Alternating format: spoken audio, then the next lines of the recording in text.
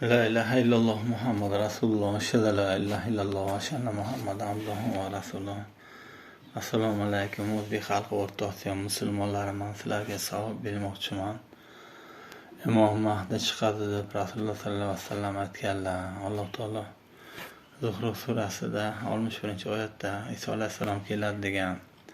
Naml 8-oyatda dobbatlar chiqadi, oyat alomatlarimizdan chiqadi gapiradi degan. Keyin shu sizlarga savol, Imom Mahdi kerakmi yo'qmi-da? Dobbatlar chiqib qarg'ash kerak odamlarni, belgi qo'yadi deganlar, metga qo'yadi deganlar. Ya'ni har kim qarg'ab, har bunaqasini olgan negativ insonda, bu negativ insonman. Qarg'ayman, so'kinaman, kerak emasligimni bilib qoldim. Imom Mahdi jihod qiladi deb aytmoqchi bo'lsanglar, Makkaga borib bayat olib uni voqealar bo'lmaydi. Dobbatlarda odam bo'ladi deganlar Hazrati Alidan kelgan qavlga radhiyallohu anhudan Samarqandning videolarini ko'rsanglar, shunaqa gaplar bor. Nima qilamiz endi? Shu bilan damgina ketamizmi? Dobbatlarni yopamizmi? Temasini keragi yo'qmi hech kimga? Oyat alomatlardan gapirib nima qilish kerak? Konstitutsiyalarda unda Qur'on Karimni qo'yish kerak. Bu qayerga qo'yish kerak? Dunyo bo'yicha qo'yish kerak. Dobbatul ardi va quyosh mag'ribidan chiqishi deyarlar. Biri chiqqandan keyin ikkinchisi chiqadi deyarlar. Abdulloh ibn Amrdan kelgan hadisda. Yangi bu yerda Dajjal anbiyo bu yerda.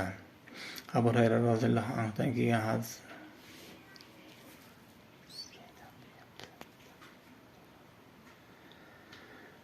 Abu Hurayra roziyallohu anhudan kelgan hadisda Dajjal anbiyo deyarlar. Bu Dajjal nimadir? Dajjal dobbatul ardi quyosh mag'ribidan chiqishi, uchov bitta narsa bo'lib kelyapti. Dajjal mana tuzumlarga qarshi Dajjal dobbatul ardi kurashadi. Bu demokratik tuzum yelkasida tog'dek nom bo'ladi deyarlar.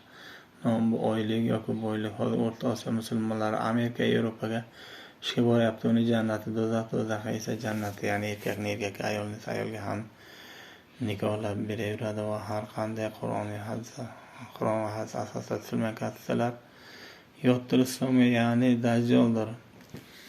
Qani o'zlaring o'ylanglar, qani sizlarning o'ylagan shayxlaring, yangi sig'inganlaring abror muxtor qaysi tomongadir? Demokratlar tomongami yoki bo'lmasa Alloh hukmini oliy qilaman deganlar tomongami? Alloh hukmini oliy qilaman degan tomonlarga ko'rmayapman uni. Chunki inshaalloh yamonlayapti hukmda Misr.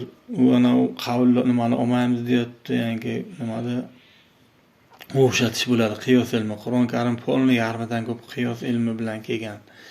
Uni bunga o'xshatgan, buni unga o'xshatgan. Bu kunta aytayaptiki, bu ishonlardan, yomonroqdan tug'ilgan, soxta hujjatlardan tug'ilgan, nima bo'lgan, shunaqalar ko'payib ketgan deb ba'zini qilgan, zo'rlagan. Kunta tamom bo'lgan tvar Misr, prosta buni Misrligini tamom bo'lgan ko'nchinni bu gandoni prosta sizlarga mana shuni tushuntirib bermoqchiman-da. Mana yangi nima tayinlab bloklangan, kimdir qaysi kunta shug'ullanadi bilan mayli, men itarib qo'yaman baribir kun soat kelgandan keyin yuraman. Shu quyosh mag'ribidan chiqishida bu o'zlaring sizlar hammalaring boryapsizlar Yevropa, Amerika, sanlardan beri rizqing bo'lmaydi. Sanlardan beri yashagani ham qo'ymaydi, shuni yaxshi bilginda. Shuning uchun har bo'ladigan ishni bo'lgani yaxshi. Birlashamizmi, harakat qilamizmi? Yo'q, mana vaqilayotgan mullalaringni ham bitta otibdi. Mana Buxoroyda otdi ko'rdinglar. Ana olib kelib qamadi, ana unaqa bir dalba yo'q, vaqa dalba yo'qlar bo'ldi.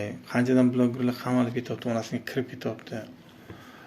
Nima qilasan xalq? Birlashasanmi, birlashmaysanmi?